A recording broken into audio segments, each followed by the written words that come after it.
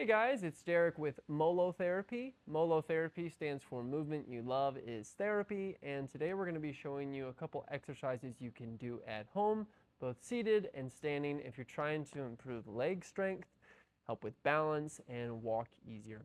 So we're going to start from the ground up, work towards our hips. We're going to start with our ankles. We're going to do ankle pumps. So that's just kind of where you lift your toes up. You might also hear these as tib raises, because this is my tibia, your shin bone, and you have a muscle on it called your tibialis anterior. It's kind of outside lateral to that shin bone. And so when we say tib raises, we're activating that tibialis anterior muscle and a couple other dorsiflexors or muscles that move our toes up like this and our entire foot. And we're just going to do 20 reps. So go ahead, if you're sitting down with me, we're going to knock out 20. Ready? Here we go. 1, 2, 3, 4, 5, 6, 7, 8, 9, 10, 11, 12, 13, 14, 15, 16, 17, 18, 19, 20. If you ever want to progress it, make it harder, just walk your feet out a little more. You're going to feel it a lot more as you extend your leg than you will if it's right here. It's actually really hard when your feet are close. So in the beginning, find a nice little position before you start going. Up next, we're going to do heel raises. For these, we're going to bring our heels close to the chair we're sitting on, and we're just going to lift our heels. So we're going to use the back side of our lower leg. We're going to use our gastrocnemius and our soleus, or the big calf muscles we see. We're going to go ahead and do 20. Ready? Here we go. 1, 2, 3, 4, 5, 6, 7, 8, 9, 10, 11, 12, 13, 14, 15, 16, 17, 18, 19, and 20. All right, good. So those are two basic ankle exercises. If you sprained your ankle and it's kind of swollen, these next ones might be kind of hard. But your ankle can move in a couple directions. It can point back and forth like this, but it can also move in and out, and then it can kind of supinate and pronate. And so what we're going to do is we're going to hold onto our leg. We're going to pull our toes up, and we're going to move our toe in and out. However, we're looking at our kneecap. I don't want our kneecap moving in and out like this, because that motion is occurring at the hip. We want the movement to occur at the knee and ankle like this. See, my kneecap is relatively stationary, but my toe is moving in and out. So we're going to go ahead and do these. We're going to move in and out, these ankle inverters and everters. So grab your knee, pull your toes up, and go. 1, 2, 3, 4, 5, 6, 7, 8, 9, 10, 11, 12, 13, 14, 15, 16, 17, 18, 19, 20. Pretty good. Let's do the other side. Ready? Here we go. 1, 2, 3, 4, 5, 6, 7, 8, 9, 10, 11, 12, 13, 14, 15, 16, 17, 18, 19, and 20. Beautiful. Now that we've worked on the ankles, we're going to work our way slowly up to the knees. So you've probably seen these if you've ever done physical therapy, maybe seated knee extensions or long arc quads, where you're just straightening your leg like this. I'm going to add a little spin on it. I want to create as much movement in the knee as possible as we're building strength through a range of motion. So what we're going to do is incorporate the ankle with the knee. So what we're going to do is we're going to start with our toe pointed in on our right leg. I'm going to keep it pointed in or inverted as I extend. Then at the top, I'm going to move my ankle out, evert it, bring it back down, extend, move it in, and we're just going to keep repeating. So let's go ahead, start with our right leg, or you could do left if you're mirroring me. Toe is inverted, our foot, and our ankle. And we're going to start. 1, 2, 3, 4, 5, 6, 7, 8, 9, and 10. You could do 10 more if you would like. You can pause the video and knock out 10. We're just going to do 10 for now. Same thing on the left. Toe in, 1, 2, 3, 4, 5, 6, 7, 8, 9, and 10. Very good. That's a good way to strengthen your quads. Now we're going to go ahead and start working on the hips. And a good way to do that is we're going to work on hip flexion first. We're just going to do seated marches. So if you can't hold yourself up, it might be nice to lean against something or put yourself against a wall and then just lift your knees up, maybe to a target.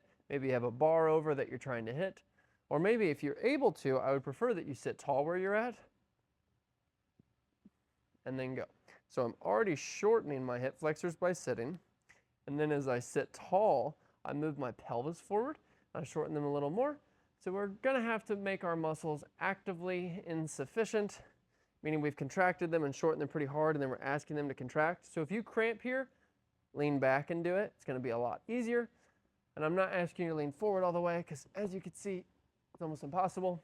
So I kind of want you halfway in between to where you can lift it. And you're like, oh man, I'm feeling it hard. And so we're going to go ahead and start. Pick your position, and then we'll go. 1, 2, 3. We're doing 20. 4, 5, 6, 7, 8, 9, 10, 11, 12, 13, 14, 15, 16, 17, 18, 19, and 20. Perfect. Now we're going to work on hip external rotation. So it's where it's rotating outward. And it's funny because we're going to move our foot in, and when we move our foot in like this, it externally rotates the hip. When we move our foot out, watch my knee, I'm internally rotating. So external and internal.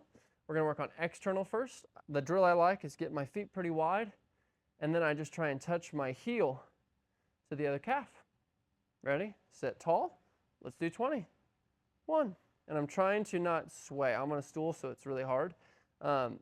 Make sure you're not doing this, right? You're not just making it really easy on yourself, or you're not doing something like this. Try to keep your knees here where they are, and then just externally rotate. And go as wide as you can. The closer together, the easier. The wider, the harder it's going to be. So as wide as you can. Sorry, I said start. Now we're going to go.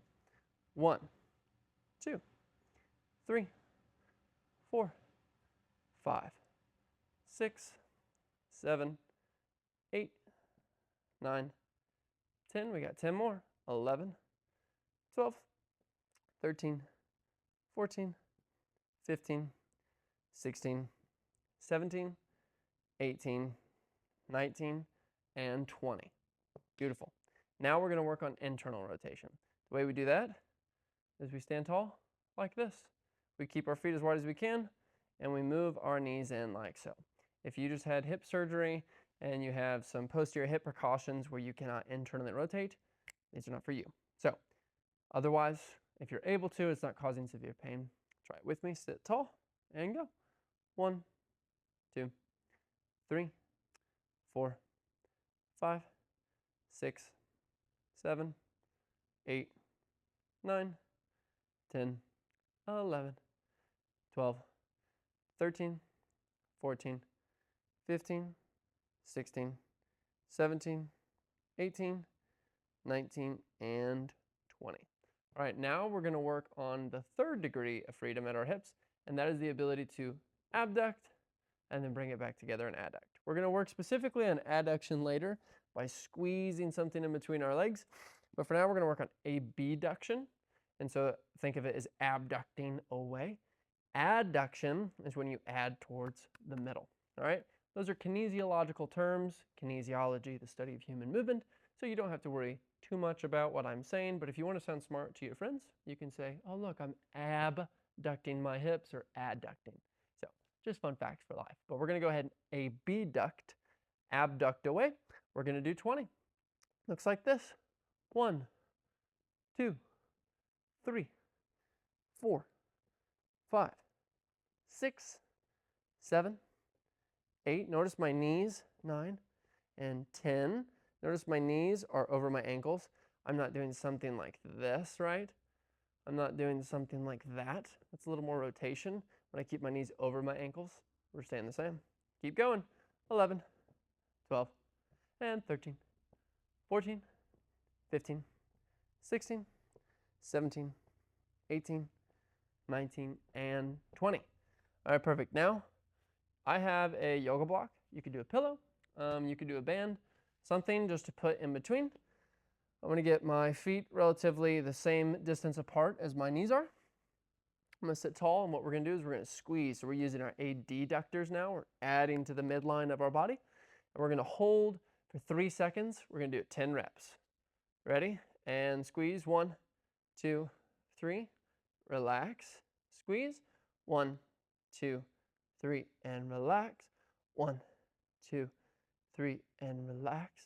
1, 2, 3. And relax. I'm squeezing. You better be too. 1, 2, 3. I think that's 4. It might be 5. We're going to say it's 4. 1, 2, 3. And relax. 1, 2, 3. That's 6. 1, 2, 3. That's 7. 1, 2, 3. That's 8. 1, 2, 3. That's 9. 1, 2, 3. That is 10. That was really cool.